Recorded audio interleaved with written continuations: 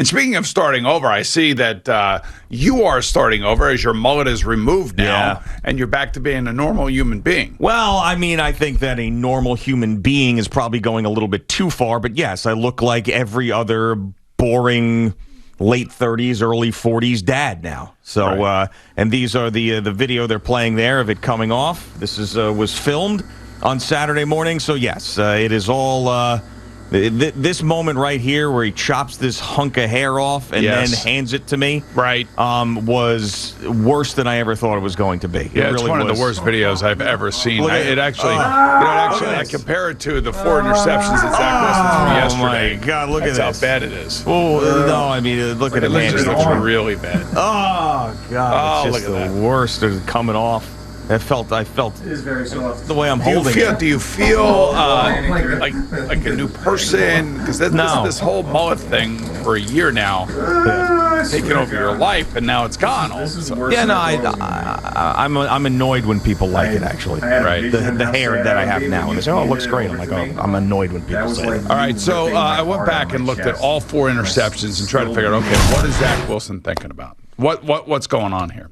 I wish I was back at BYU. Well, the second interception went through the hands of Corey Davis. You know, Corey's got to make that play. You want to be a number 1 receiver? We see receivers all year long, all over the NFL, every single week, make simple plays. That's a simple play. No? It went right through his hands. You know, he's wearing gloves. He's got to make the catch. The other, the first interception, that was a tipped interception that also came in the face of a blitz where a guy was coming right at him. And, he was a little off with that ball. He was trying to throw that ball to Corey Davis, and it got tipped up in the air, and, of course, Jackson comes down with it.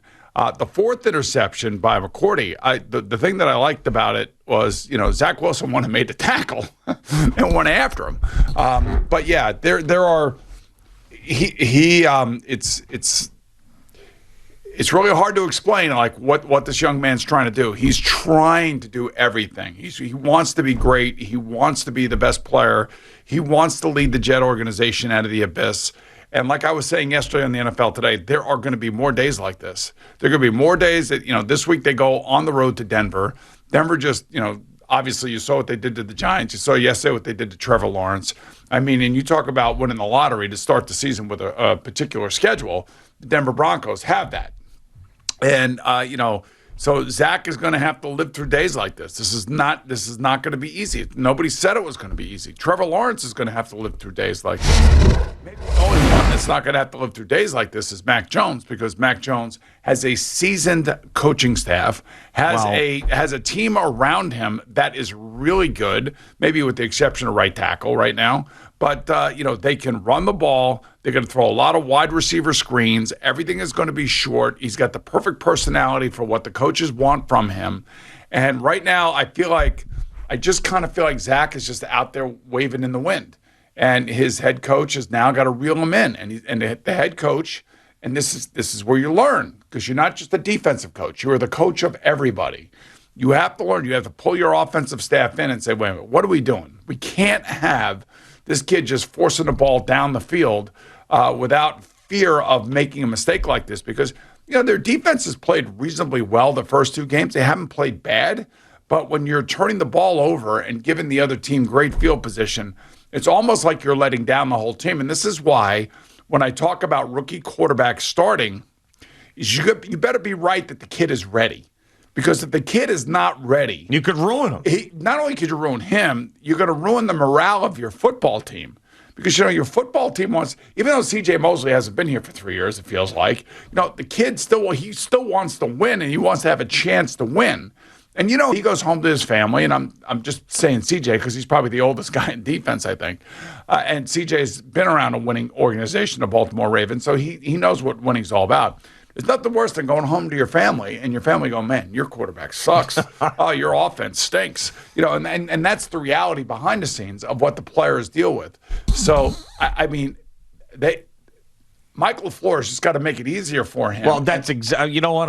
I am happy that you said that more than you know, because this is what I felt yesterday, and I thought that you were going to yell at me for it because I was wrong and I didn't assess it correctly or whatever. That's what I thought was going to happen. But watching this game, I was thinking to myself, You've got guys who have not been in the position they've been in before, and Rob Saleh and LaFleur, and they got really excited about a kid with a ton of talent, and they're having him bite off more than he can chew right now, and they're putting him in situations that he should not be in. And it was on display with a big spotlight on it yesterday because the rookie quarterback on the other side isn't asked to do all that stuff and isn't making those types of mistakes, and you really saw the juxtaposition there. So, yes, it's not all on Zach Wilson, and I don't think he's going to have a miserable career. And when I say it was one of the worst games I've ever seen played, it was, but I'm not giving up on the guy. I think there's a ton of potential there, and I think he's going to have a good career, but this is too early for him to be out there trying to make some of these plays. It's just not right. This is also why you'd like to have a veteran quarterback on the roster,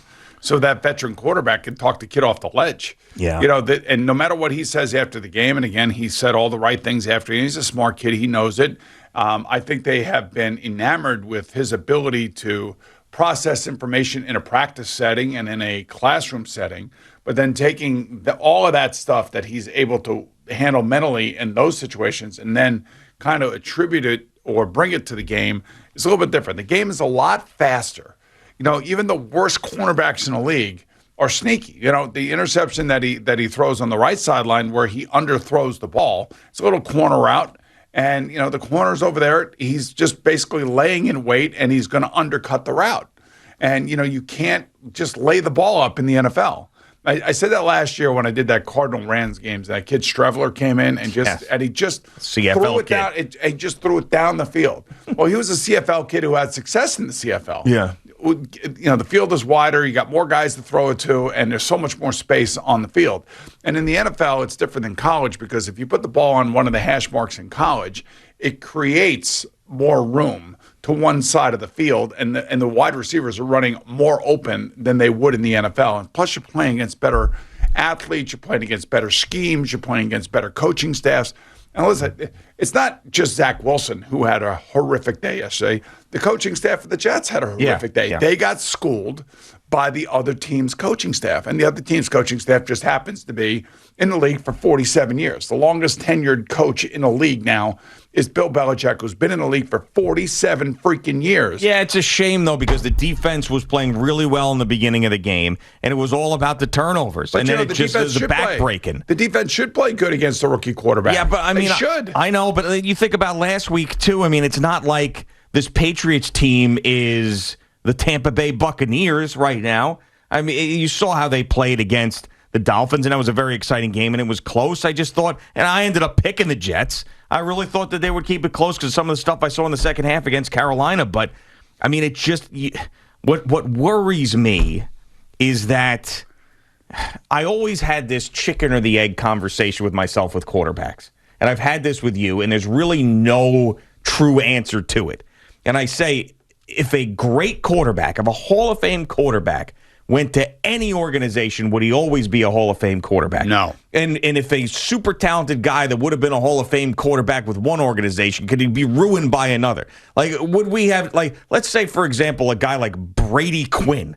Like, if he had gone to a different place, would he have had a joke of an NFL career or just ended up with the Cleveland Browns at the worst time in the history of the Cleveland Browns? Or if Lamar Jackson were with the Jets, would he be the Lamar Jackson we saw last night? Right. So, we just saw them chew up and spit out a guy in Sam Darnold.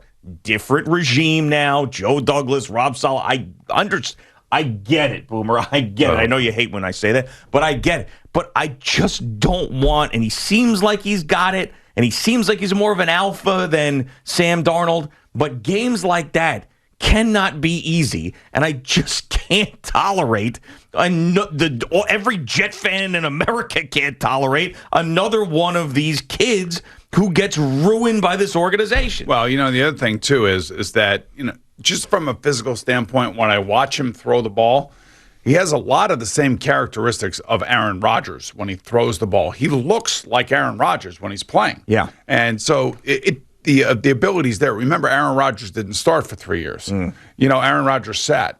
And, there's no way for this kid to sit. They're force-feeding him, and which is dangerous, which is, I don't even know if he'll make it through the season physically. He's going to take a lot of hits. He's going to miss a lot of blitzes. He's going to miss a lot of reads. He's going to make a lot of bad decisions. It's the school of hard knocks. It's learning, and you want the coaching staff has got to understand that they got to talk to him. They got to say, look, if a guy's not open, just throw it away. And it's hard to take that animal out of the player that he is. He is an aggressive down the field, and he's not afraid type of player. And he'll stand in there and he'll take the hits like he did against Carolina and like he did yesterday. He'll go make a tackle after he throws an interception. He went right after McCourty. Now, I know that sounds ridiculous, but it wasn't like he was sitting back there passively. No, I mean, it shows accountability too. I got to go and do something for my team because I've been bad. I'm just telling you. And I've been warning the Jet fan since all of this started.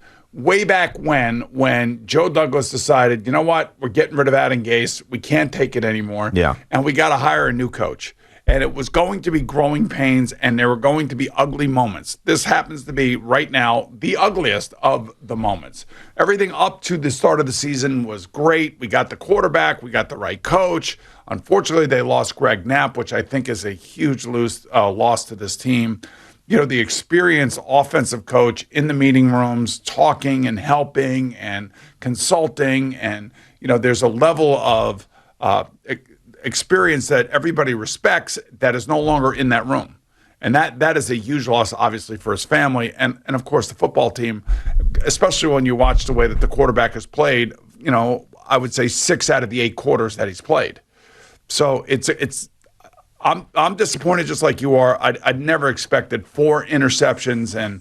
But like I said, you had one that was tipped, one that went through Corey Davis's hands, and 2 other bad ones that, I think he's just forcing or got duped into throwing. So I mean, the one that was tipped, though, I felt like he was forcing it in there. Again, There's other defenders in the area. I'll show you on Game Pass. I'll show you exactly what he was dealing with. And if he throws the ball a little bit to his left and to the receiver's right, it may have been a completion. But because he's negotiating a free rusher in his face, now he didn't see him coming initially because it was a play-action pass and his back was to the defense. And then when he turned around, the guy was right there. And I think it forced an inaccurate throw. And one of the things about this kid that was so high on everybody's list was his accuracy. And yesterday, that accuracy was not on display. Yeah, and I think when you get hit a couple of times in your first game and you get hit a couple of times in this game, that's when that accuracy starts going out the window. Am I right? And I know fans are booing, and he's right. Fans deserve to boo. I mean, they were booing at Yankee Stadium last night to one of the best pitchers in baseball, who was in the running for the Cy Young, which no longer I believe is. But I would, Lindor's been booed. Everybody gets booed. Yeah. But we gotta live with this. Jet fans are going to have to live with this all year long. Now, what you want to see out of this kid is you want to see next week when he goes to Denver, and I want to see a better offensive game plan. I want to see more running. I want to see more play action. I want to see more 7-man protections. I want to see, dump off little passes. You got to put him in a better situation to succeed. We got to get some easier completions, things of that nature, get him into the game. Because next week he's going to see really 2 good, great pass rushers playing at 7,000 feet with a maniac fan base. Who now all of a sudden this team is going to shoot for 3-0. Oh God! So it's not going to get easier. And when you look at their schedule is not easy at all, and it's going to be, like I said, there's going to be more days like this than there aren't. Well, this season, yes, for sure. Yeah, and you just hope he doesn't get hurt. That's the one thing. I just want him to get better as the season goes on. That's what you want to see. You want this to be the worst game he's ever played in his life, and the chances are that it will be. I mean, when I look at their schedule, the Broncos are going to be tough. The Titans yesterday bounced back. Derrick Henry is going to be a bitch for the Jet defense. That defense for the Titans isn't all that great. The Falcons aren't all that great. And then come the Patriots, the Bengals, the Colts, the Bills, the Dolphins. I mean, the Texans. I mean, there's a couple of teams in there. You got the Jaguars later on in the season. There's a couple of teams in there that they can win, they can beat, but you got to see a steady amount of growth. You got to take a little off his plate, so he isn't trying to do everything. And I know he loves Corey Davis, and he's trying to find Corey Davis a lot. Well, especially with Crowder out, right? And you got to get these other guys back. And the whole Denzel Mims thing's a whole nother weird thing going on right now with the Jets. I'm not sure what that's all about. But the offense, I would say, for 6 out of the 8 quarters has been a complete mess. Thank you for watching. Please like, comment, and subscribe. And don't forget to hit the red bell so you're notified when we have new content.